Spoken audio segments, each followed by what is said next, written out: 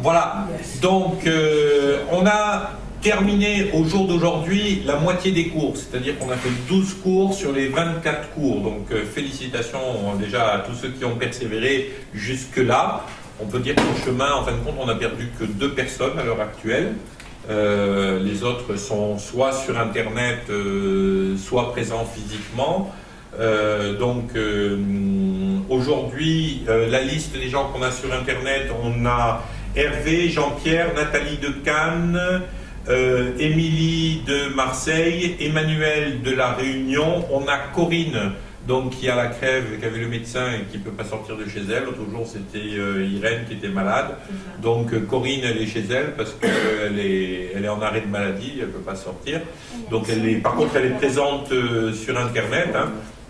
Et puis, donc, il nous manque Sandrine ce soir, elle m'a envoyé un texto comme ça. Il y a Christian et Muriel sur le cours sur Internet. Autrement dit, voilà, on a perdu à l'heure actuelle 3 personnes, pardon, en comptant Catherine.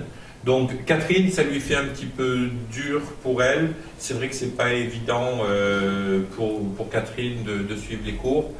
Mais voilà, elle est de tout cœur là, et puis on continue à prendre soin d'elle, et puis c'est quelqu'un de super. Voilà. Et puis, donc on a des gens qui ont pris les cours en cours de route, Philippe, donc qui est arrivé, mais qui a rattrapé tous les cours avec les vidéos donc sur la clé USB. Et puis voilà. Donc aujourd'hui, on va attaquer la deuxième moitié. Et puis vraiment, je vous remercie et je vous félicite tous de tenir le coup, de continuer à avancer. Voilà. Et c'est particulièrement important. Vous savez, je crois que la Bible, elle nous décrit Jésus comme étant l'alpha et l'oméga. Et il y aura d'ailleurs un cours qui va s'appeler l'alpha et l'oméga. Mais ce qui est important, c'est de finir ce qu'on a commencé et d'aller jusqu'au bout de ce que l'on a commencé. Et je crois que c'est vraiment quelque chose d'important et c'est quelque chose qui va vous permettre de porter du fruit en abondance.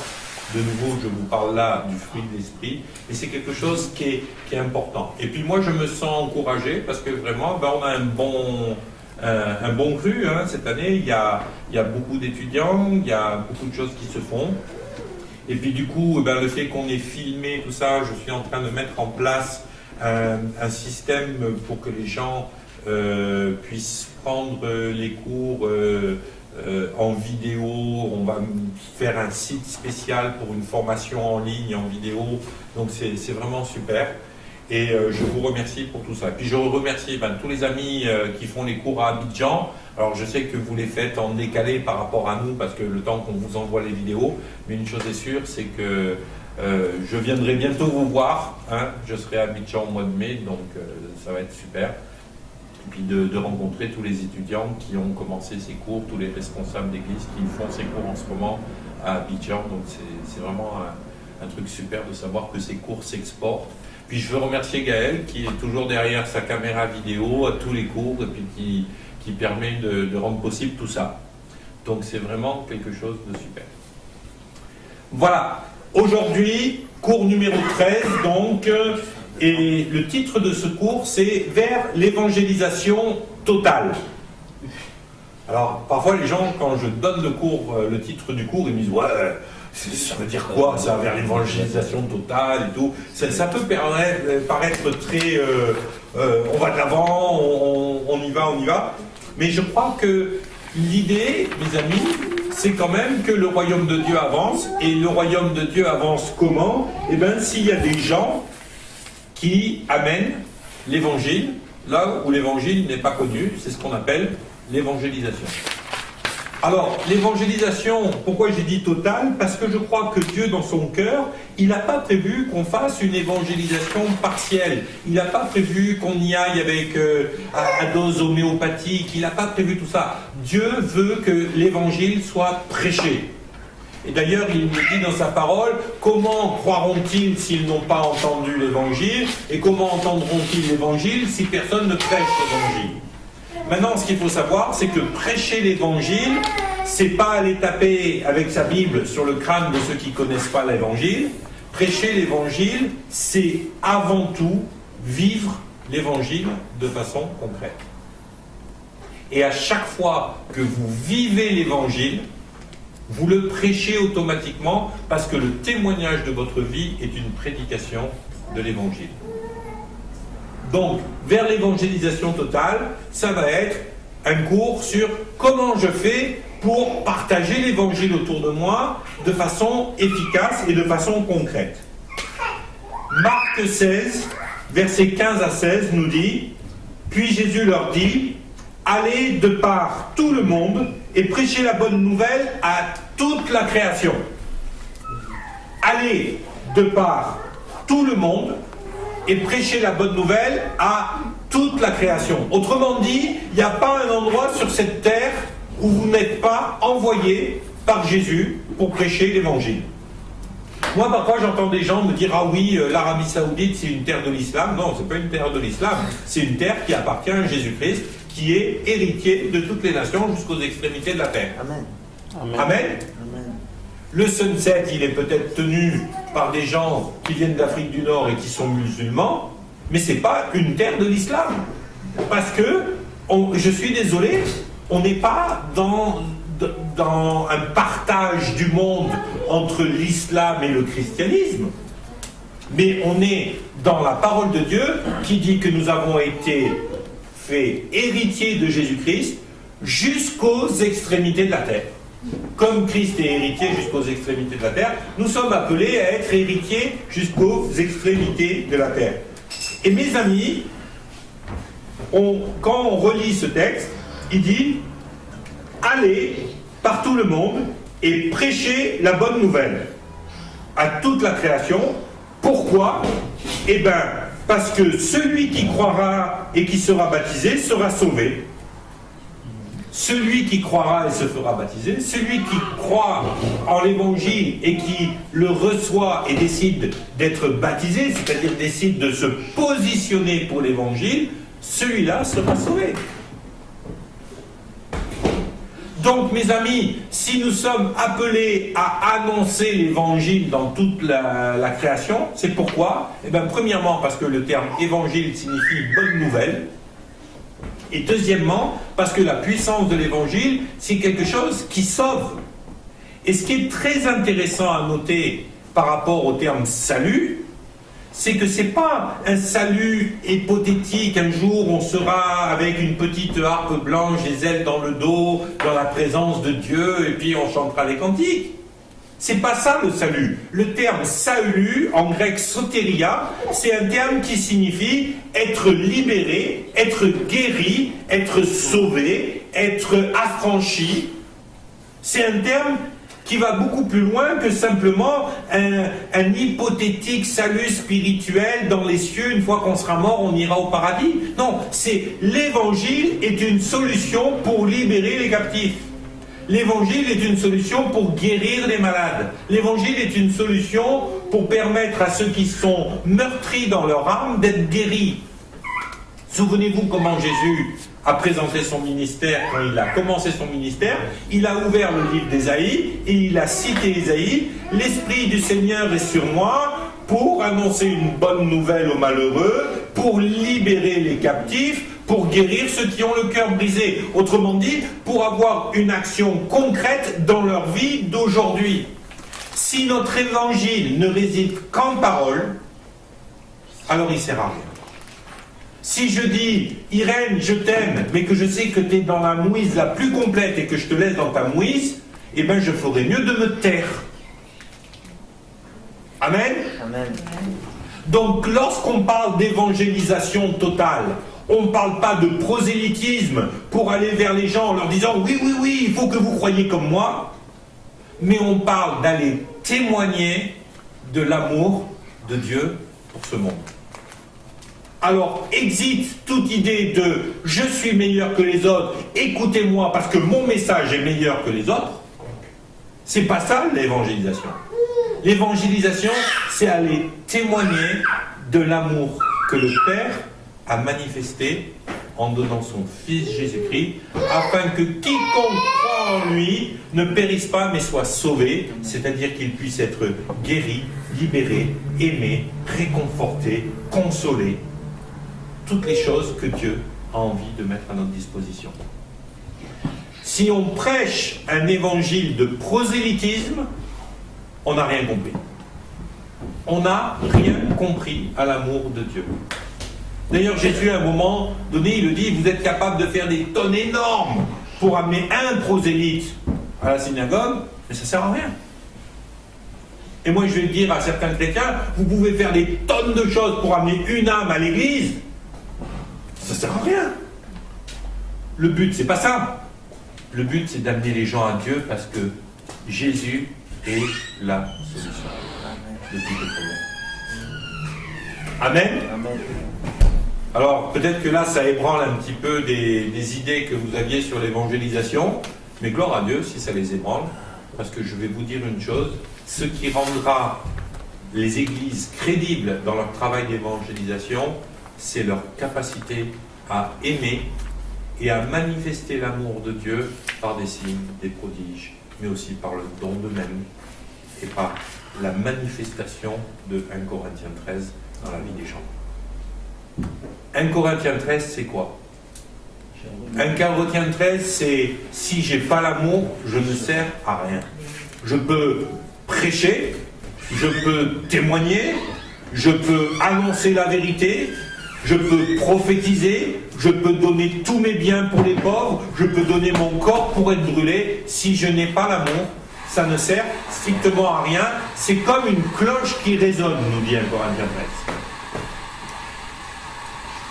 L'amour, le vrai. L'amour qui consiste, la suite d'un Corinthiens 13 nous le décrit, à être patient, à être bienveillant. L'amour qui est capable de pardonner toutes sortes de choses. L'amour qui est capable de passer au-dessus de tout. L'amour qui décide de ne pas soupçonner le mal.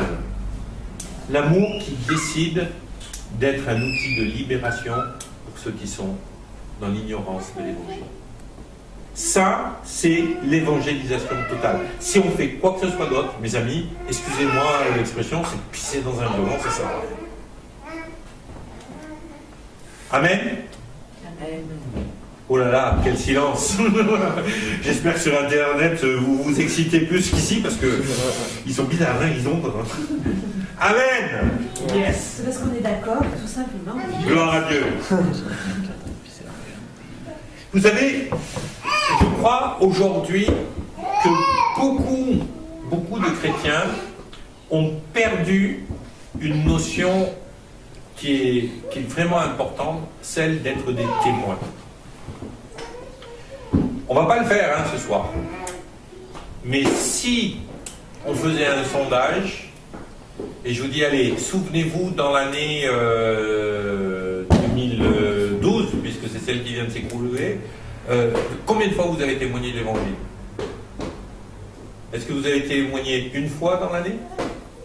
Est-ce que vous avez témoigné une fois par trimestre? Est-ce que vous avez témoigné une fois par mois? Est-ce que vous avez témoigné une fois par semaine? Et l'idée, c'est ça. La plupart des gens vont me dire ouais, bon, allez, dans l'année, on a peut-être témoigné 2 ou 3 fois, peut-être 4 fois ou 5 fois. Ceux qui sont vraiment à fond dans l'évangélisation vont vous dire ouais, j'ai témoigné au moins 20 ou 30 fois.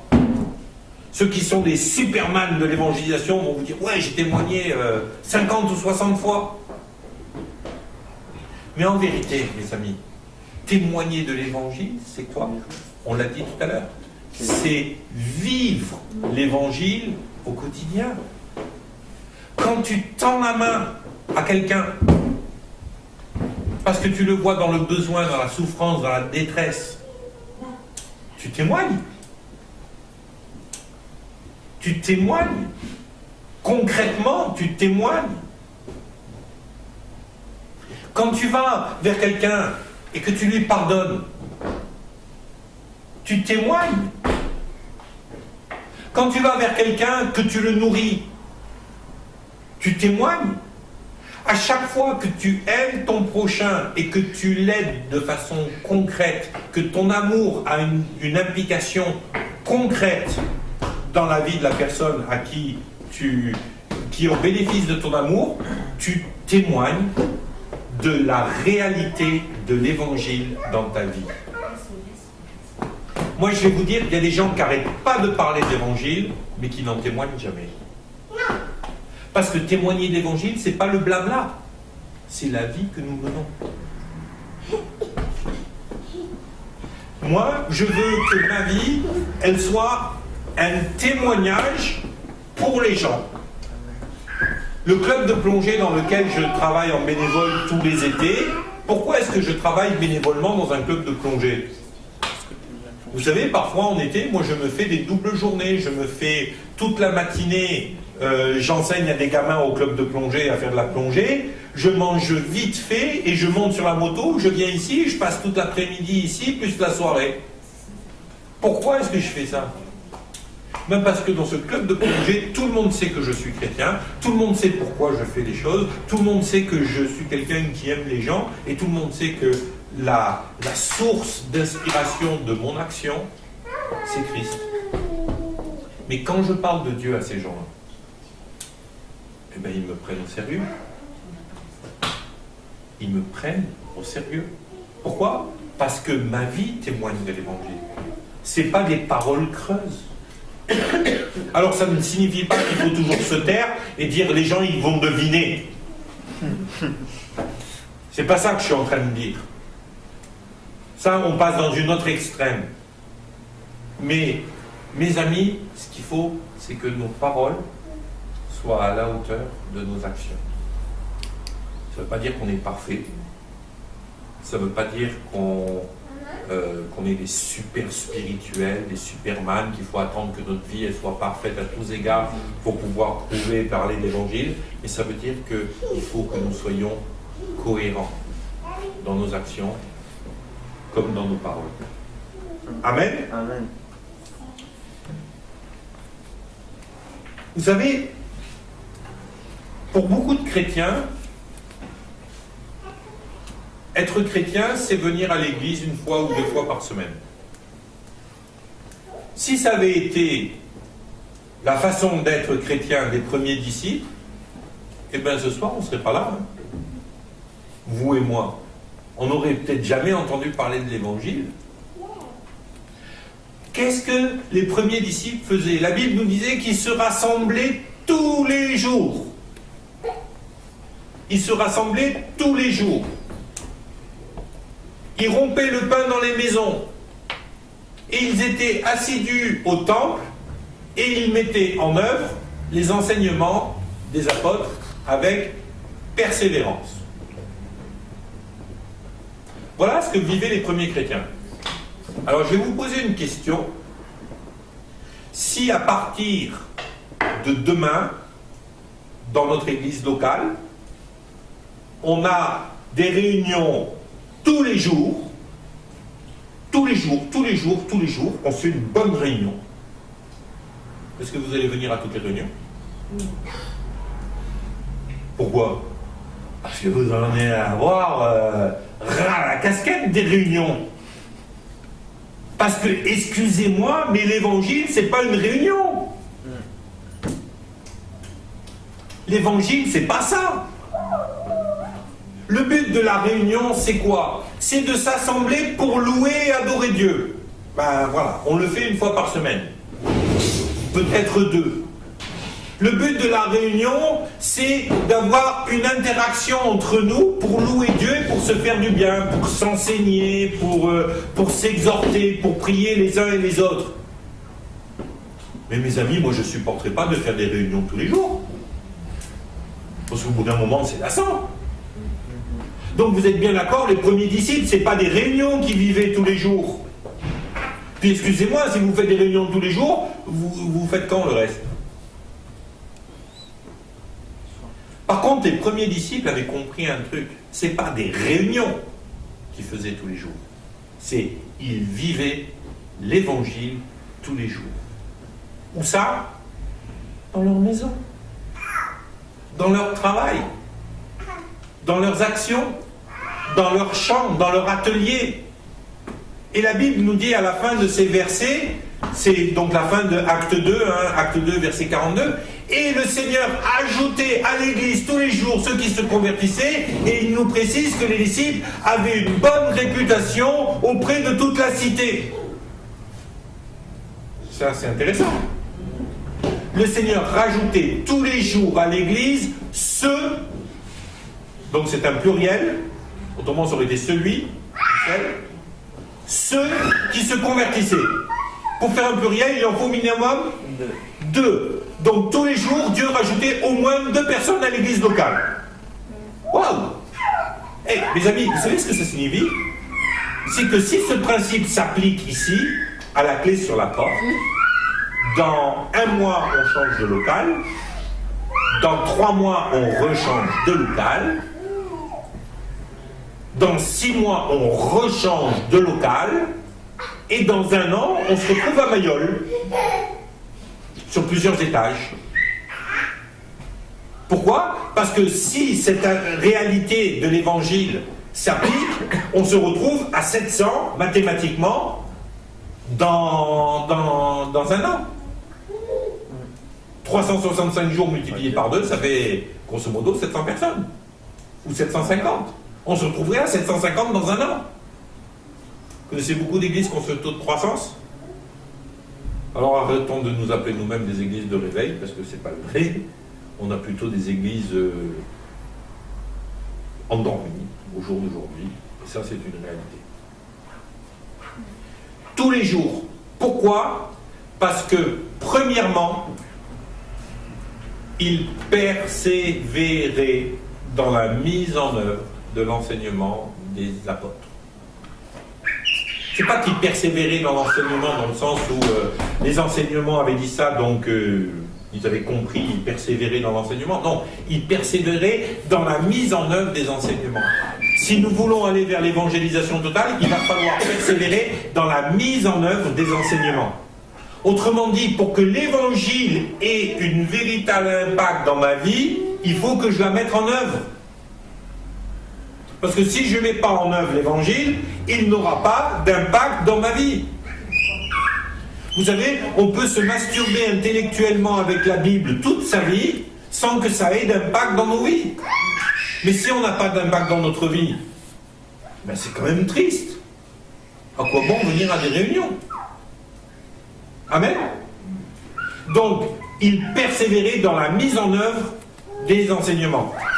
Ensuite, il y a une deuxième chose qui était importante, ils se rassemblaient tous les jours pour rompre le pain ensemble. Il y avait une véritable relation qui s'était instaurée au sein de l'Église. Et moi, je vais vous dire une chose. Le problème, c'est que à force de faire des réunions, on se contente de nos réunions et on ne vit plus rien ensemble. On ne vit l'Évangile qu'à travers des réunions. Alors, je le dis et je le répète, les réunions, c'est une bonne chose. Se rassembler le dimanche pour louer et adorer Dieu, c'est une bonne chose. La Bible nous dit, ne cessez pas de vous assembler. Pour faire quoi? Pour louer Dieu, pour adorer Dieu, pour être exhorté, pour être enseigné. Ne cessez pas de le faire. Mais ça ne suffit pas pour vivre l'Évangile. Amen. Amen. La plupart des gens qui rentrent dans une église sont frappés par une chose au démarrage. C'est l'amour qu'il y a entre les gens. C'est la première chose qui les frappe. Et merci Seigneur parce que tu nous fais grâce. Parce que parfois, quand vous avez passé 6 mois dans l'église, vous dites, mais il est où l'amour que je voyais au début? Alors oui, il y a l'amour au milieu de nous. Oui, il y a l'amour du Seigneur. Oui, il y a ce fruit de l'esprit qui est porté au milieu de nous. Mais par contre, il nous manque une dimension, c'est la mise en œuvre de cet amour.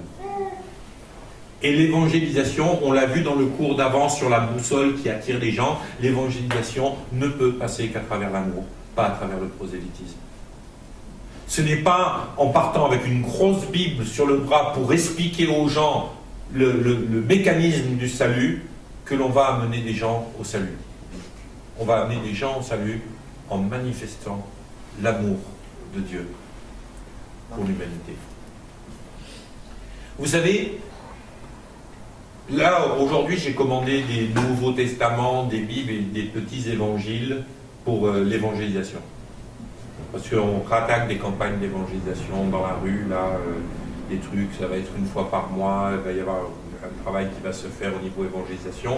Ça fait plusieurs semaines que Dieu nous demande de briller à l'extérieur, qu'on ne met pas une lampe sous le boisseau, qu'on doit briller, qu'on doit... Et bien moi, je vais vous dire une chose. L'évangile sur les 4 que j'achète toujours, que je commande toujours pour distribuer, c'est l'évangile de Jean. Vous savez pourquoi? Parce que l'évangile de Jean, c'est vraiment l'évangile de l'amour de Dieu. C'est le fameux évangile dans lequel on retrouve ce verset, Jean 3,16, car Dieu a tant aimé le monde. Et mes amis, je crois qu'il est important, si nous voulons être de vrais évangélistes, je ne vous parle pas du ministère d'évangéliste, mais je vous parle d'être de vrais témoins de l'évangile. Nous devons réapprendre à aimer ce monde. Pas à aimer les choses du monde, mais à aimer le monde. À aimer les gens qui sont là. Et ça, c'est quelque chose qui est tellement important et qui est tellement perdu de vue aujourd'hui dans l'Église. Il y a quelques semaines en arrière, le Saint-Esprit m'a vraiment parlé, et j'ai partagé ça à plusieurs reprises dans des réunions à l'Église, il m'a vraiment parlé sur cette notion de l'arrogance des chrétiens. Seigneur, moi je refuse cette arrogance dans ma vie. Je ne vaux pas mieux que les autres parce que je suis chrétien. Je suis comme les autres, mais j'ai été sauvé par grâce. Je ne vous vaux pas plus que les autres. Parce que Seigneur, c'est pour tous les pécheurs de ce monde que tu as donné ta vie. Parce que tu les as aimés. Donc ils ne valent pas mieux ou moins que moi. On était tous logés à la même enseigne. La seule différence entre celui qui est perdu et moi, c'est que tu m'as fait la grâce d'avoir cette foi de te rencontrer. Amen. Donc, prenons comme parti que la première chose à faire si on veut faire de l'évangélisation efficace, ça va être d'aimer le monde. La deuxième chose que nous devons comprendre, c'est que l'évangélisation, c'est une véritable guerre. Quand vous sortez pour témoigner de l'évangile, dites-vous une chose, c'est que le diable, il vous attend dehors avec un gourdin et qu'il rêve que d'une chose, c'est de vous mettre un coup de gourdin sur la tête, à vous exploser les dents et que vous ne ressortiez pas une deuxième fois. Proclamer l'évangile, c'est notre responsabilité et nous allons devoir en rendre des comptes. Ça, c'est clair. Mais le diable, sa responsabilité, c'est de tout faire pour que les gens n'entendent pas l'évangile. Donc il va vouloir vous museler. Et parfois, j'entends des gens, oh mais c'est pas facile, il y a de l'opposition, donc ça ne doit pas être de Dieu. Bah écoute, si tu vas évangéliser, t'attends pas à ce que le diable te crie, youpi, il vient évangéliser, il va y avoir plein de gens qui me quittent. Vous voyez ça? Non, il n'est pas fou. Le diable, il va venir et il va s'opposer à vous. Vous voulez sortir pour évangéliser, vous avez prévu de faire une campagne d'évangélisation, et comme par hasard, eh bien, il va vous arriver une cagade juste avant que vous partiez faire d'évangélisation. Ben, si vous dites, oh, il m'arrive une cagade, je vais rester chez moi. Eh bien, reste chez toi, mais le diable, il a gagné. Par contre, je vais vous dire, une guerre, ça se gagne en se battant. Et comment vous allez vous battre? Dans la prière. Dans la prière. Parce que nous n'avons pas à lutter contre la chair et le sang, mais contre des puissances et des dominations. C'est dans la prière qu'on va se battre. Et mes amis, parfois, moi je vois des gens, ils me font halluciner. Ils partent faire de l'évangélisation comme ça, la fleur au fusil, ils prennent plein de coups, après, qu'est-ce qui m'arrive? J'ai pris des coups. Priez. Quand j'étais à l'école biblique et qu'on faisait des campagnes d'évangélisation dans la rue, le prof qui nous avait formés pour l'évangélisation, il était clair. D'abord, vous ne partez pas tout seul, et ensuite, quand vous partez à deux, pendant qu'il y en a un qui parle, il y en a un qui prie. Bon, alors évidemment, les amis, pendant que votre collègue du binôme d'évangélisation est en train de témoigner, commencez pas parce que là, ça va pas le faire, hein. Mais la prière, c'est pas dans le volume sonore, hein. Moi, ça m'arrive de prier en langue sans qu'il y ait un son qui sort de ma bouche, mais je peux vous garantir que dans l'esprit, je prie, hein. C'est un combat. On ne part pas au combat la fleur au fusil. On ne part pas au combat sans entraînement. Et moi, parfois, je vois des chrétiens qui partent au combat, mais ils n'ont pas le b.a.-ba de ce qui est juste et bon de faire. Alors, quand tu es jeune converti, tu es tout feu, tout flamme, tu partages ton feu et ta flamme, et il y a plein de gens qui se convertissent parce que tu es tout feu, tout flamme, qui a cette onction qui est là, tout ça. Mais ça ne veut pas dire que tu vas passer ta vie à faire ça. À un moment donné, pour aller au combat, tu apprends à te battre. Et pour apprendre à te battre, mes amis, vous faites la formation de disciples. Apprendre le combat. Vous savez, parfois, les gens, ils ont l'impression qu'on n'a pas besoin de formation. Faisons tout de façon spontanée, ça va aller, il n'y a pas de problème. Et puis vous les voyez commencer à manier l'épée de l'esprit, mais ils n'ont pas l'entraînement. Et l'épée, on a l'impression qu'elle est 10 fois trop grande pour eux. Alors ils sont là, et puis, allez, oh zut, il y avait un copain derrière. Oh merde, il saigne. Avant de mettre des grands coups d'épée. Moi, je me souviens d'un gars, on était à l'école biblique ensemble, puis c'était un gars, il était super, il était en feu, c'était vraiment le gars, il voulait y aller, hein, il était jeune converti. Mais il plongeait dans la parole de Dieu, il apprenait les versets, il les apprenait par cœur. Et puis au bout d'un moment, il avait que des versets bibliques, mais qui étaient des coups d'épée, mais il n'y avait que les chrétiens qui prenaient ces coups d'épée. La parole de Dieu, là, elle n'était pas efficace pour le royaume.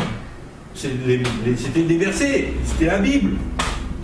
Mais c'était parfois utilisé tellement à contresens et à mauvais escient qu'il a fait des dégâts, il a fait le vide autour de lui. Et moi, j'avais toujours cette image du gars qui se bat sur le champ de bataille, mais les ennemis, ils ont peut-être fui un petit peu à un moment donné, mais même les amis, ils sont obligés de fuir. Et le gars, il est tout seul dans le champ de bataille. Il y a un grand cercle autour de lui de 50 mètres de large, il n'y a personne qui ose s'approcher, ni ami, ni ennemi, parce que le gars, il est trop dangereux. On a besoin de se former. On a besoin d'apprendre. On a besoin de laisser le Saint-Esprit nous enseigner. On a besoin de comprendre qu'est-ce qu'est l'Évangile. Moi, parfois, j'entends des gens prêcher l'Évangile aux inconvertis, mais je me dis, mais c'est pas l'Évangile de Christ qu'ils sont en train de prêcher. Quand j'entends des gens dire, oh, accepte Jésus, tu verras, à ce moment-là, tout va aller bien dans ta vie. Ah ouais? T'as lu ça où? Nathan, tu connais ce verset, toi? Non. Celui qui acceptera l'Évangile, tout ira bien dans sa vie? Moi, je connais plutôt des versets, ils m'ont haï, ils vont vous haïr aussi. Vous serez persécutés à cause de moi. Vous serez jetés en prison. Un père s'élèvera contre son fils, et son fils s'élèvera contre ses parents. Mais ceux qui auront accepté de perdre père, mère, maison et tout ça dans ce monde, le gagneront au centuple, ici-bas, et dans la vie à venir. Je ne suis pas venu vous amener la paix, je suis venu vous amener l'épée. Ah ouais, ça... c'est pas le même évangile. Moi, je vais vous dire, si vous allez dehors prêcher l'évangile en disant aux gens, venez à Christ et vous verrez, tout va être facile et tout va être merveilleux, et puis ce sera le monde des bisounours, eh bien, je suis désolé, mais ça s'appelle de la publicité mensongère. Et les gens, ils vont peut-être à un moment donné se pointer. Et vous savez à quoi on reconnaît ce genre d'évangile? C'est que vous avez des gens qui s'enflamment pour cet évangile. Tu m'étonnes. T'as envie d'être béni, Irène? Ah oui, n'importe qui dirait oui. Vous connaissez beaucoup de monde qui dirait non. Mais après, si je dis, viens, allez, je te file 10 000 euros, puis qu'elle arrive, et puis un jour, 2 jours, 3 jours, les 10 000 euros, ils sont toujours pas tombés, elle va dire, c'est vraiment peur, ce mec, puis elle va repartir. Mes amis, vous n'avez pas à essayer de rendre l'évangile acceptable. L'évangile, soit on l'accepte, soit on ne l'accepte pas. L'évangile est une puissance pour celui qui croit. L'évangile, c'est le don gratuit de Dieu pour quiconque croit ne périsse pas. L'évangile, c'est la puissance de l'amour divin qui brise les chaînes de la maladie, qui brise les chaînes de la pauvreté. Mais c'est aussi l'évangile qui va faire que les gens vont se détourner de vous.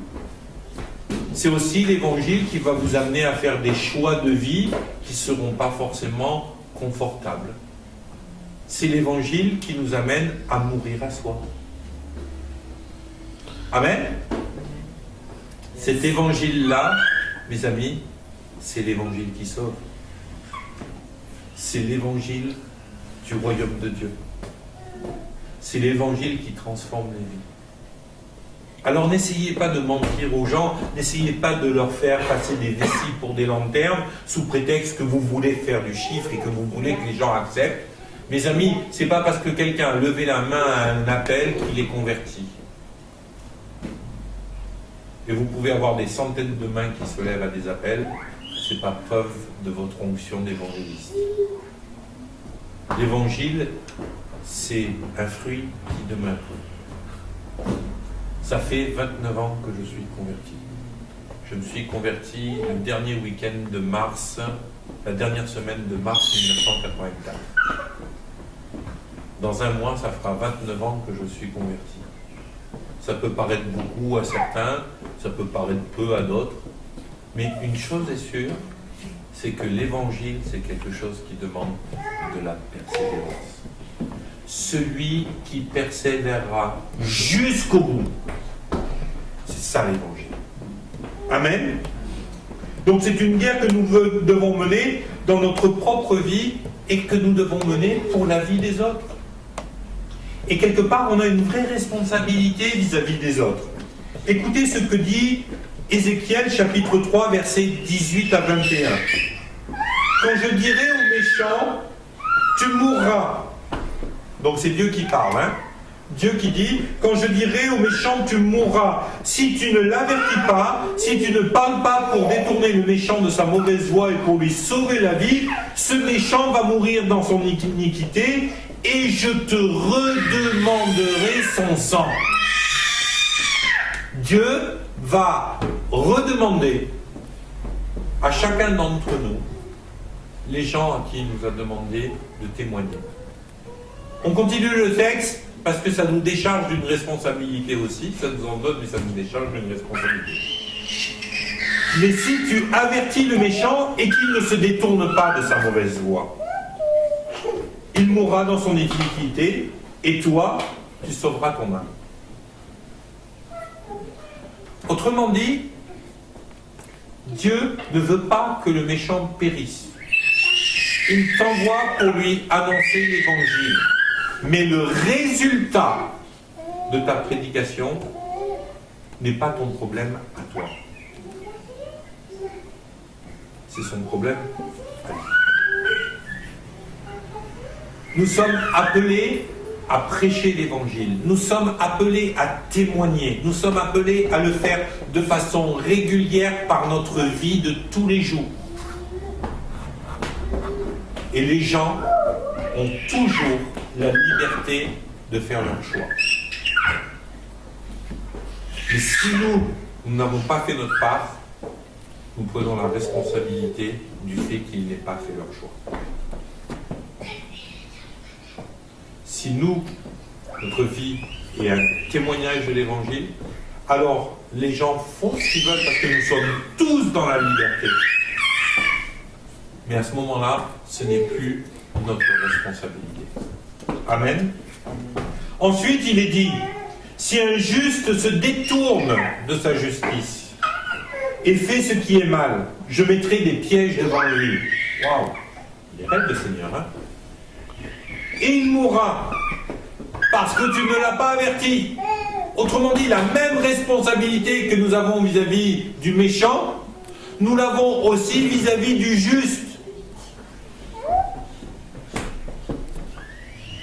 Il mourra dans son péché et on ne parlera plus de sa justice. Et je te redemanderai son sang. Mais si tu avertis le juste de ne pas pécher et qu'il ne pêche pas, alors il vivra parce qu'il s'est laissé avertir et toi tu sauveras ton âme. Mes amis, nous avons reçu la capacité de parler et de témoigner de l'Évangile. C'est la capacité d'amener des âmes à être sauvées. Mais faut-il encore que nous utilisions cette capacité? Si nous refusons de l'utiliser, Dieu nous demandera des comptes. Dieu va nous demander « Qu'est-ce que tu as fait ?» Et moi, j'ai pas envie que Dieu vienne me demander ce que j'ai fait par rapport à ça. Amen.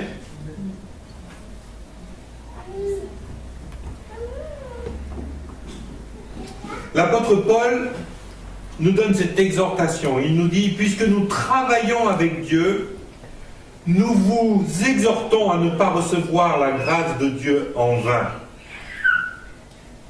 Car il est dit, au temps favorable, je t'ai exaucé, au jour du salut, je t'ai secouru. Voici, maintenant est le temps favorable, maintenant est le jour du salut. Maintenant. Combien de fois j'ai entendu des chrétiens dire « Ah non, non, c'est pas le bon moment, c'est pas le temps pour parler du salut, c'est pas le temps pour témoigner, c'est pas le temps pour ci, c'est pas le temps pour ça. » Ils passent leur vie à ne jamais trouver que c'est le bon temps pour le faire. Eh bien, là encore, c'est limiter notre témoignage à des paroles. Mais on l'a vu, notre témoignage, c'est pas uniquement des paroles, c'est des actes. Et les actes pour faire le bien, c'est toujours le temps. Bien sûr qu'il y a des moments qui sont opportuns pour parler, pour prêcher l'évangile.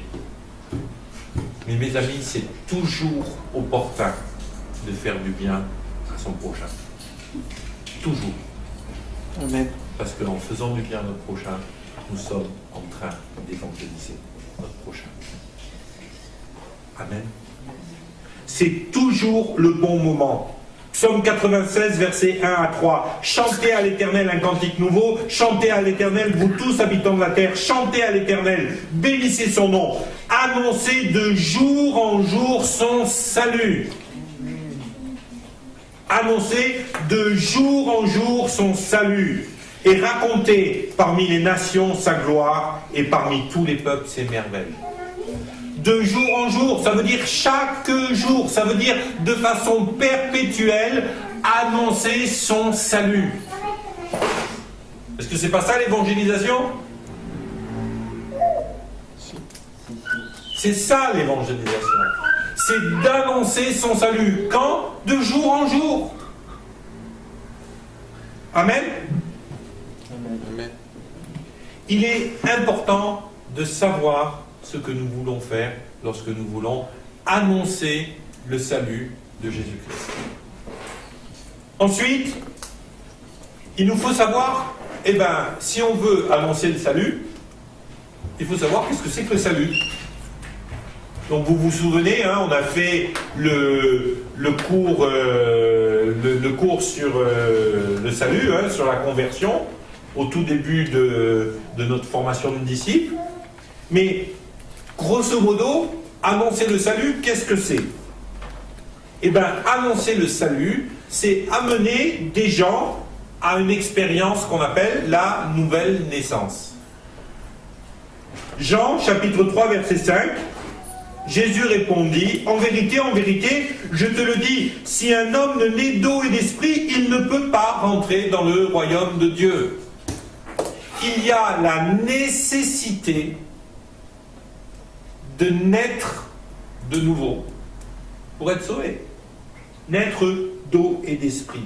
Jésus donne à Nicodème ce passage en lui disant, voilà, la clé du salut, c'est ça, c'est de naître de nouveau.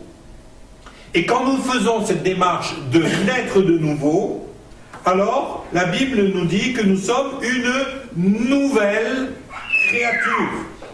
2 Corinthiens 5, 17. Si quelqu'un est en Christ, si quelqu'un est né de nouveau, il est une nouvelle créature.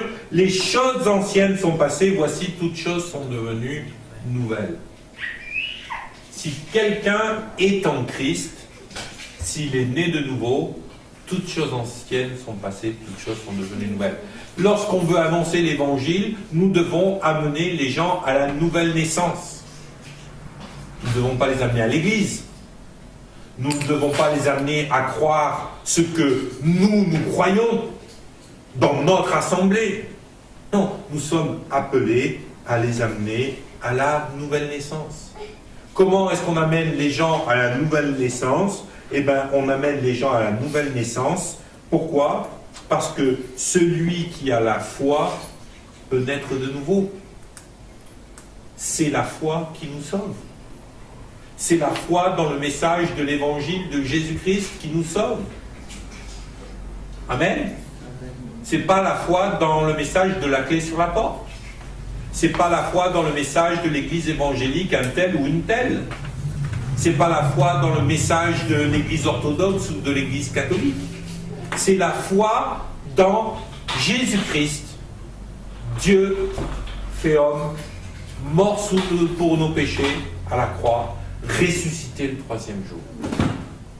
C'est n'importe qui professe de sa bouche Jésus-Christ, Dieu fait homme, mort pour nos péchés et ressuscité le troisième jour, et mon frère et ma sœur en Christ. Autrement dit, nous sommes de même naissance, ou plus exactement, de même nouvelle naissance. Maintenant, où est-ce qu'il va aller à l'église? C'est pas mon problème. Quand je pars faire de l'évangélisation, mon but, c'est pas de remplir l'église ici. Mon but, c'est de vider l'enfer.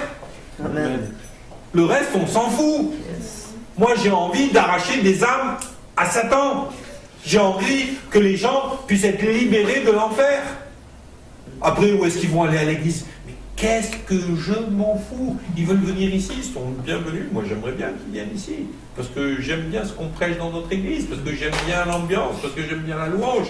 Parce que j'aime bien avoir une bonne église avec plein de gens. Et puis parce que plus il y a de gens dans l'église, plus il y a une émulation et plus les choses vont de l'avant. Mais s'ils décident d'aller ailleurs, c'est pas mon problème. Seigneur, moi, mon job, c'était de les sortir de l'enfer. C'était pas de les rentrer dans mon église. Amen. Amen. Alors, veillons à ce que les gens aillent dans une église. Parce que c'est là qu'ils vont grandir, qu'ils vont être exhortés, qu'ils vont être encouragés, qu'ils vont être formés, qu'ils vont trouver la nourriture dont ils ont besoin et la communion fraternelle dont ils ont besoin. Mais sachons une chose, c'est que notre job n'est pas de remplir une église, mais notre job, c'est de vider l'enfer. On est là pour faire de l'évangélisation, pas pour faire du prosélytisme. Ensuite, l'évangile, c'est un évangile de puissance. Un jour, je discutais avec un frère qui me disait « Oh, moi, je ne crois pas au surnaturel. » Et je lui dis « Ben, si tu n'y crois pas, il va falloir que tu jettes la Bible. Hein. Parce que de la première page à la dernière page, la Bible, il n'y a que du surnaturel. » Allô? C'est vrai? Tu crois pas au surnaturel? Mais à quoi tu crois? Donc explique-moi comment Jésus est ressuscité, quoi, si tu crois pas. Alors le gars, il dit, oui, je suis chrétien, mais je crois pas. Mais Jésus, il est bien mort et il est bien ressuscité. Oui, et ça, c'est pas surnaturel. Il est bien né d'une vierge. Oui, et ça, c'est pas surnaturel. Je ne sais pas comment il fait. Hein. Je ne savais pas qu'on pouvait ni naître d'une vierge de façon naturelle. Alors, il n'y a pas de sens. L'évangile, si nous le prêchons sans le surnaturel de Dieu, sans la puissance de l'Esprit de Dieu, sans une manifestation de la puissance de Dieu, alors mes amis, ce n'est pas l'évangile que nous prêchons, c'est de la philosophie. Et moi, je ne suis pas là pour faire de la philo. J'aime bien la philo, en classe de terminale. Mais on n'est plus en classe de terminale, les amis.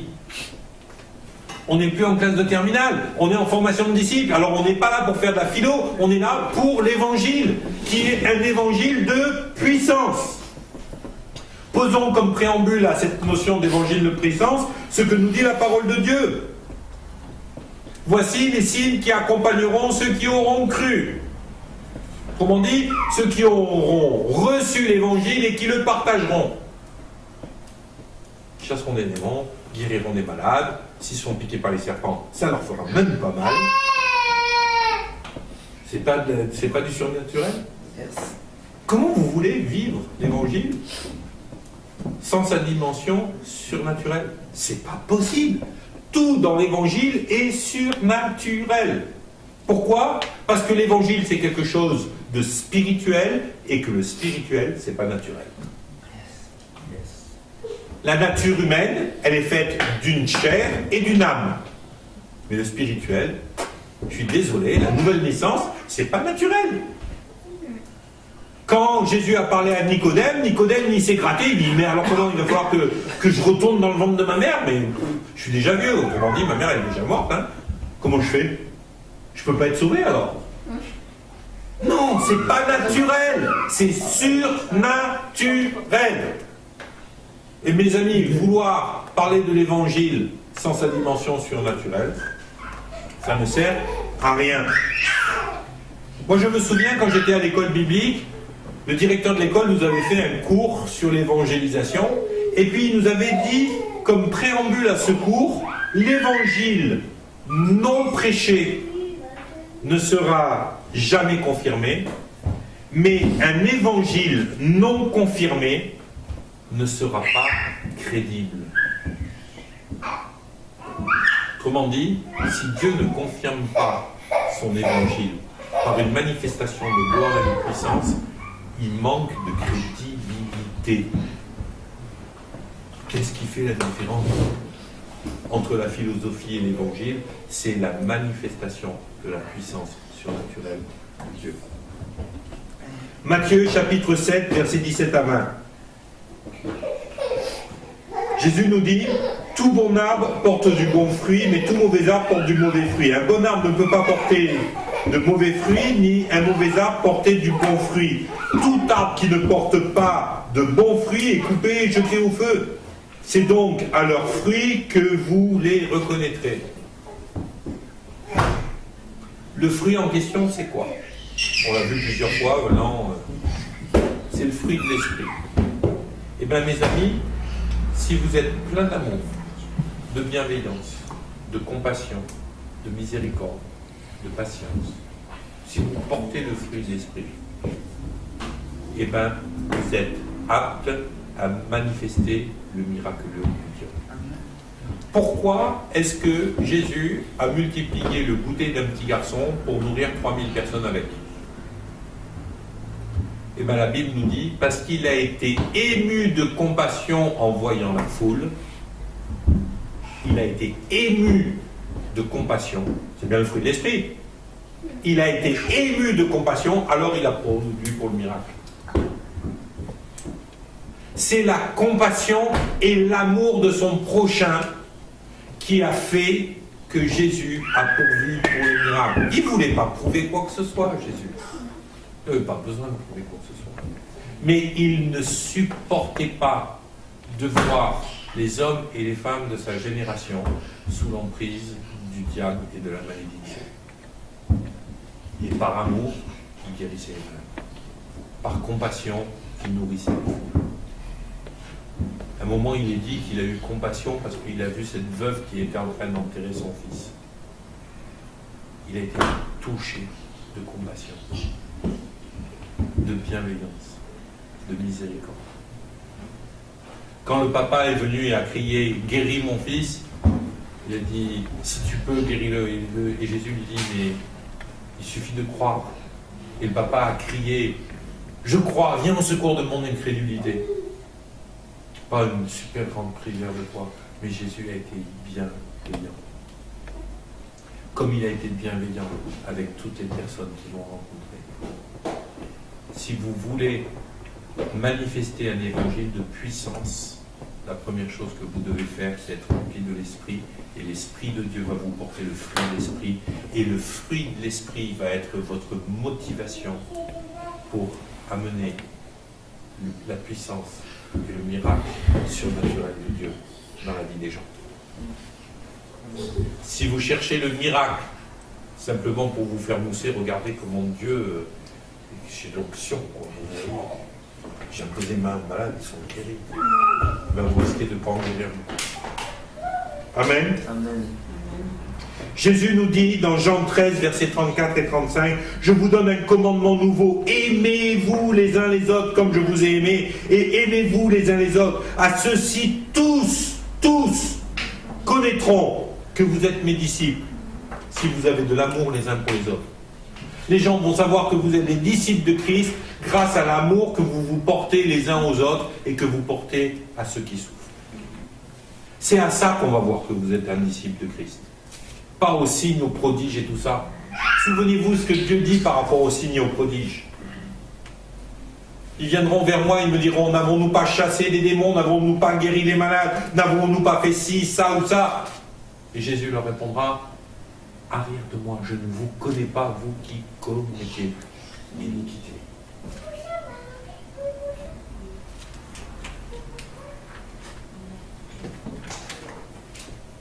Amen. Amen.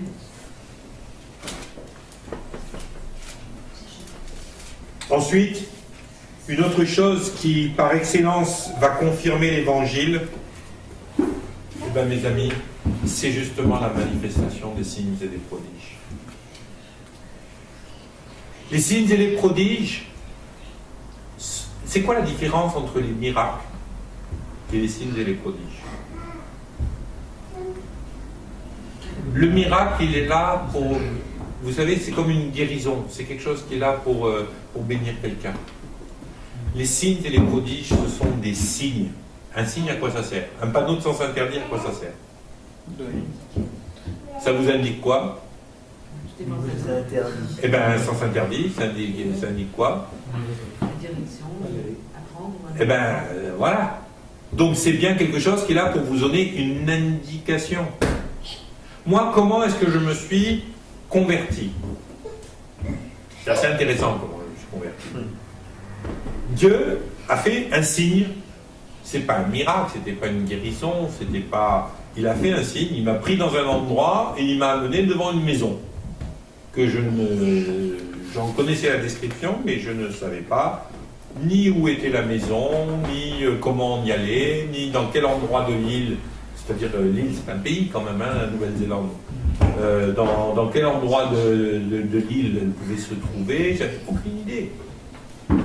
Et je me suis trompé de chemin sur l'autoroute, et puis je suis parti dans une mauvaise direction, alors que j'allais vers Auckland, je suis allé dans une autre direction, et une voiture m'a pris, puis une autre, pour me laisser devant la maison que m'avait décrit le gars qui m'avait témoigné de l'évangile. Alors là, vous allez me dire, ouais, mais quand même, Michael, ça assure, quoi. C'est quoi? C'est un signe. On a besoin de signes. Pourquoi est-ce qu'on a besoin de signes? On a besoin de signes parce que, tout simplement, lorsque Dieu manifeste ses signes et ses prodiges devant nous, à travers nous, dans le cadre d'une évangélisation, les gens sont confondus. Le diable passe son temps à faire des signes et des prodiges. Des signes et des prodiges mensongers. Pourquoi? Parce que son but, c'est que les gens l'adorent. Mais Jésus, lui, il n'est pas venu pour faire des signes et des prodiges mensongers, il est venu pour manifester la gloire du Père. Est-ce que vous vous souvenez ce qui s'est passé lorsque Jésus a guéri Lazare?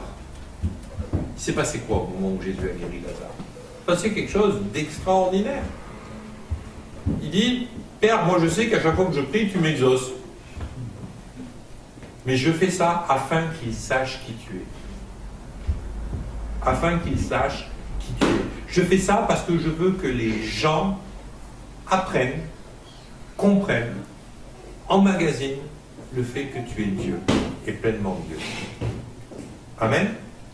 Et moi je crois qu'à un moment donné, on a besoin de manifester cette gloire de Dieu pour confondre les mensonges du diable.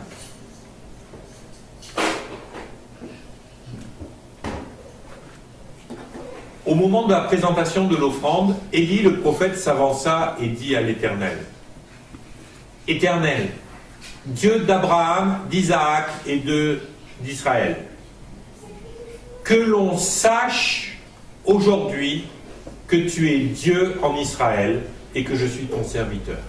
Et que j'ai fait toutes ces choses par ta parole. Réponds-moi, Éternel, réponds-moi afin que ce peuple reconnaisse que c'est toi, l'Éternel, qui est Dieu, et que c'est toi qui ramènes leur cœur.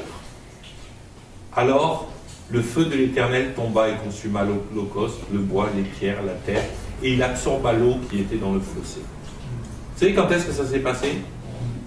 Ça s'est passé dans une confrontation de puissance entre les prophètes de Baal et Élie, le prophète de Dieu. Et moi, je crois qu'à un moment donné, le diable, il est super champion pour les signes mensongers.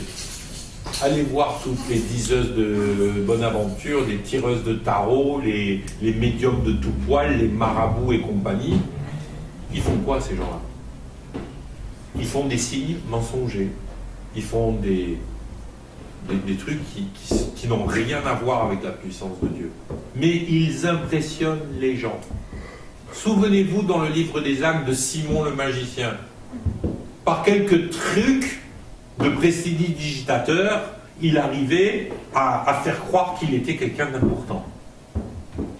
Mais devant la puissance de Dieu, ces signes mensongers ne tiennent pas.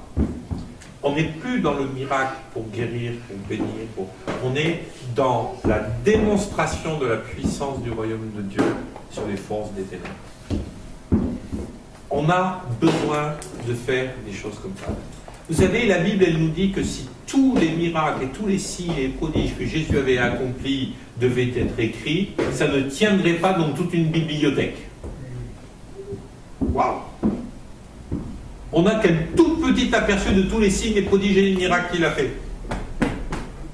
Les gens qui ont écrit l'évangile, ils ont préféré ne pas faire un listing exhaustif parce qu'autrement, il y aurait 3 millions de guérisons de paralytiques, je ne sais pas combien il a pu en faire. Mais la Bible nous dit que tous les malades qui étaient amenés à Jésus étaient guéris. Mais en plus de ça, on voit la notion des signes et des prodiges qui manifestent la puissance de Dieu. Amen. Quand le voile dans le temple s'est déchiré de haut en bas à la mort de Jésus, c'était un signe et un prodige. Les ténèbres sont venues, Jésus a rendu l'âme, le voile se déchante, mais les pierres ont cassé, les tombes se sont ouvertes, les gens ont ressuscité. Waouh! C'était prodigieux, c'est le cas de le dire. Et qu'est-ce que s'est écrié le centurion romain à ce moment-là, en voyant Jésus mourir ainsi? Il a dit, certainement, cet homme-là était le Fils de Dieu. Amen. Les signes et les prodiges. Il faut que, vous savez, il faut que l'on décide à un moment donné, Seigneur, moi je veux marcher avec toute la puissance de ton évangile. Autrement, je ne vais pas y arriver.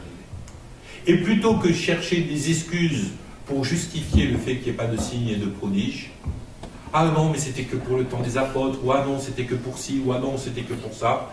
Eh bien, il faut, mes amis, véritablement chercher, à place de chercher des excuses, Seigneur, qu'est-ce qui empêche des signes et des prodiges d'être flagrants dans l'Église aujourd'hui? Parle-nous, Seigneur. Qu'est-ce qui empêche ta gloire de resplendir dans nos assemblées? Qu'est-ce qui empêche ta gloire de resplendir dans ma vie? Parce que, Seigneur, je veux que ça change. Plutôt que de chercher des excuses en disant « il n'y a plus de signes, il n'y a plus de prodiges, mais ce n'est pas grave », eh bien, crions à Dieu, pleurons et disons à Dieu « Seigneur, nous voulons voir tes signes et tes prodiges de nouveau. » Amen. Vous savez, ne soyons pas plus spirituels que les premiers disciples. Un jour, quelqu'un me disait, et c'est pareil, hein, c'est toujours les versets de la Bible, il disait, voilà, Jésus, il a dit, parce que tu as cru, parce que tu as vu, tu as cru. Il parlait à Thomas, une fois que Thomas avait vu ses plaies. Hein. Il dit, parce que tu as vu, tu as cru, heureux sont ceux qui croient sans avoir vu. Et à partir de ce verset, on s'est dit, c'est ça qui justifie le fait qu'il n'y ait plus de signes et de prodiges. Aujourd'hui, on n'a plus besoin. Il vaut mieux croire sans voir. C'est plus fort, c'est plus... C'est carrément se moquer de Dieu de dire un truc pareil. D'abord parce que, après que Jésus se soit montré à Thomas, est-ce qu'il y a eu encore des signes et des prodiges dans la Bible? Ben oui. Il y a Paul qui a ressuscité un gars qui était tombé du 2e étage. Il y a le boiteux, Pierre et Jean qui montent. Puis il y en a plein. Et à un moment donné, imaginez qu'il y avait tellement d'onction, de guérison, de signes, de prodiges sur la vie de Pierre, qu'on mettait les gens dans la rue et que simplement Pierre, en marchant, son ombre qui touchait les gens, guérissait les gens. Paul, il n'arrivait pas à aller prier pour tous les malades parce qu'il n'avait pas le temps, alors il priait pour des mouchoirs et il renvoyait les gens chez eux avec des mouchoirs, il mettait le mouchoir sur le malade était guéri. Et c'est après ce verset, hein, parce que ce verset c'est dans l'Évangile. Donc les signes et les prodiges de Paul, de Pierre, d'Étienne, de tous, c'est après. Philippe, il a été téléporté jusque devant l'eunuque. Hey, si ça c'est pas un signe, vous savez, c'est comme dans Star Trek, hein. Quand il... Vous imaginez, Philippe, il est là, puis pouf, il disparaît, il arrive devant l'eunuque. Salut, il là-bas, hop, il le baptise, pouf, il redisparaît. Ouais, ce serait génial, quoi. Seigneur, je voudrais aller prier pour Ismaël à Sydney. Amen. Je suis encore là? Ouais. Ah, zut. Et les signes et les prodiges ne se sont pas arrêtés quand Jésus a dit ce verset. Et vous savez pourquoi ils ne se sont pas arrêtés? Vous savez pourquoi ils ne se sont pas arrêtés, les signes et les prodiges? Parce que le cœur de Dieu n'a pas changé et qu'il a toujours compassion. Et que même si c'est merveilleux d'avoir cru sans avoir vu, Dieu a tellement envie que vous croyiez, que vous soyez sauvés, qu'il fera en sorte de vous montrer son amour à travers les signes, les prodiges, les guérisons et les miracles. Amen. Amen. Enfin, pour terminer notre cours, si on veut aller dans l'évangélisation totale, et bien mes amis, il faut se préparer à la grande pêche. Il faut se préparer à la pêche miraculeuse. On a tellement pris l'habitude de ne pas avoir de résultats dans l'évangélisation que quand il y a quelqu'un qui se convertit, on est presque étonné, quoi. Voilà, oh, il s'est converti, oh. Il y a un mec qui a levé la main à l'appel. Waouh, super. Voilà. Pourquoi vous étiez parti faire une campagne d'évangélisation? Juste parce que vous aimez danser des danses rigolotes dans les rues? Excusez-moi, hein, mais c'est le but de faire l'évangélisation, c'est pas de faire des camps de loisirs pour les chrétiens. Moi parfois, ça me tue. Un jour, on a reçu un groupe de jeunes dans cette assemblée qui était en train de faire une campagne d'évangélisation, mais c'était pas une campagne d'évangélisation, c'était un camp de jeunes itinérants avec 2-3 chants dans les rues et puis éventuellement 1 ou 2 témoignages. Ça n'avait rien à voir avec une campagne d'évangélisation. Et quand j'ai discuté avec le pasteur qui les accompagnait, parce que j'ai été surpris de... c'était un camp de loisirs, quoi. Et je lui ai dit, mais c'est bizarre, vous ne faites pas ça, vous n'allez pas là, vous ne faites pas d'évangélisation, vous faites quoi exactement? Vous voulez faire une réunion? Ah non. Bon, tu sais déjà, hein, d'habitude on fait des camps de jeunesse dans une super maison avec une piscine et tout, mais là on voulait donner un côté un petit peu itinérant, donc ils ont fait une campagne d'évangélisation itinérante. Mais le problème, c'est que je ne les ai pas beaucoup vus évangéliser, moi. C'était même bizarroïde leur truc. Moi j'étais vachement déçu, j'ai dit c'est pas ça une campagne d'évangélisation. Campagne d'évangélisation, c'est fait pour avoir des résultats. Amen. Et le problème, c'est que si on ne se prépare pas aux résultats, eh ben on va avoir des problèmes. Et je voudrais, pour finir ce cours, vous parler de 2 types de pêche miraculeuse qu'on a dans la Bible. On a 2 fois une pêche miraculeuse. La première pêche miraculeuse, vous la trouvez dans l'évangile de Luc, chapitre 5, versets 4 à 7. Et là, on voit Jésus qui dit à Simon-Pierre, qui est un simple marin pêcheur à ce moment-là, qui dit « Allez, jette le filet, avance en pleine eau, jetez vos filets pour pêcher. » Simon lui répondit « Maître, nous avons travaillé toute la nuit sans rien prendre et tout, mais bon, sur ta parole, je jetterai le filet. » Autrement dit, l'attitude de Pierre à ce moment-là, c'est quoi? Oh pétard, regarde-moi ce touriste. Si j'étais les filets, alors qu'on a travaillé toute la nuit, on n'a pas attrapé le poisson, et maintenant qu'il fait jour, le poisson est au fond du lac, ça ne sert à rien de jeter le filet. Et qu'est-ce qu'il dit? Seigneur, on a travaillé toute la nuit, ça ne servira à rien. Mais bon, allez, hein, puisque tu le demandes, sur ta parole, hein, allez, je jette le filet. Il le jette, mais il s'attend à quoi? À rien. Et là, tout d'un coup, waouh, il y a des poissons partout. Et vite, venez m'aider. Et paf, ils sont en train de perdre la moitié des poissons qui partent dans tous les sens. Ils sont à 3 ou 4, et puis il est là. Oh, il y a des poissons, il y a des poissons, il y a des poissons. Ils prennent ce qu'ils peuvent. Et puis ils sont à 3 ou 4, les filets, ils craquent. La Bible nous dit, les filets craquent et ils remplirent 2 barques avec les poissons au point que les barques étaient en train de s'enfoncer. Un peu plus, il se noie, le mec. Tellement la pêche, elle est bonne. C'est un miracle, ça? C'est un miracle, c'est un miracle, c'est un signe, c'est pas naturel. Vous êtes d'accord avec moi? Autrement, si c'est naturel, Seigneur, la prochaine fois que je vais à la pêche, je remplis le congélateur. Hein. Naturellement pas. Maintenant, on a une deuxième pêche miraculeuse dans l'évangile qui va avoir lieu avec le même Pierre, mais bien plus tard. Jésus leur dit, les enfants, n'avez-vous rien à manger? Ils lui répondirent non. Ils ne savent pas que c'est Jésus à ce moment-là. Ils leur répondirent non. Alors, Jésus leur dit, jetez le filet du côté droit de la barque, et vous trouverez. Ils jetèrent donc, et ils ne pouvaient plus le retirer à cause de la grande quantité de poissons.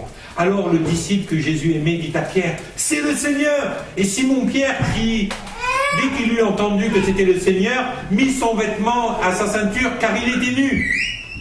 Et il se jeta dans la mer.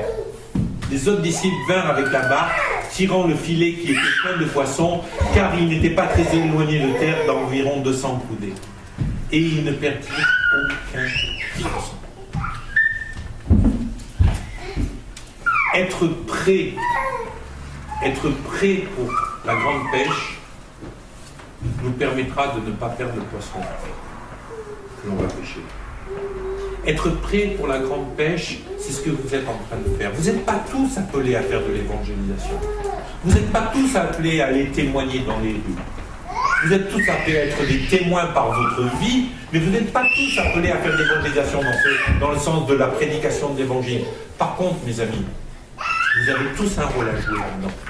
Et quand on fait de l'évangélisation, combien de fois on a vu des gens se convertir, mais comme il n'y avait personne pour s'en occuper quand ils arrivaient à l'église, repartir presque aussi vite qu'ils étaient arrivés. Parce qu'on ne s'en occupait pas. Et là, ça a créé souvent des conflits entre ceux qui sont évangélistes et ceux qui sont pasteurs. Parce qu'à ce moment-là, la plupart du temps, l'évangéliste, il se dit « Ouais, moi j'amène des âmes, mais il n'y a personne pour s'en occuper. » Et la plupart du temps, le pasteur, il dit à l'évangéliste « Ouais, mais le problème, c'est que tu fais n'importe quoi et nous, on n'est pas prêts. » Moi, je vais vous dire une chose. Le jour où les évangélistes et les pasteurs se mettent à travailler ensemble, chacun dans son domaine et sa sphère d'autorité, chacun dans son domaine de compétence, celui qui va chercher dehors et celui qui accueille dedans, eh bien, on voit la gloire de Dieu. Cet après-midi, j'étais avec Christopher, on est en train de préparer des campagnes, des sorties d'évangélisation. Et franchement, moi je crois vraiment que si on lâche avec notre bénédiction et notre cœur et nos prières des gens dans la rue pour évangéliser, que pendant ce temps, il y a des gens qui sont des intercesseurs, qui prient et qui mènent le combat spirituel pour qu'il soit sous la protection de Dieu et que l'évangile soit prêché en sécurité.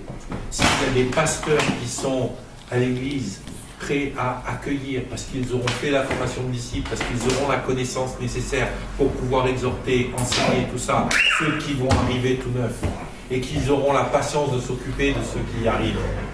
Si on a toute une équipe de gens avec leurs dons et leur sphère d'autorité qui travaillent dans le ministère auquel Dieu les appelle, ben, je vais vous dire, la croissance de l'Église va devenir une réalité. Amen. Mais il faut qu'on travaille tous ensemble. C'est clair. Il faut qu'on travaille tous ensemble. Il y a toujours autant de poissons à pêcher. On est tous appelés à aller. Mais mes amis, on ne peut pas le faire si on ne prépare pas nos églises à recevoir la moisson que Dieu veut que nous offrions. Amen. Amen. Alors que le Seigneur vous bénisse, je vais mettre immédiatement ce cours. Alors, copier.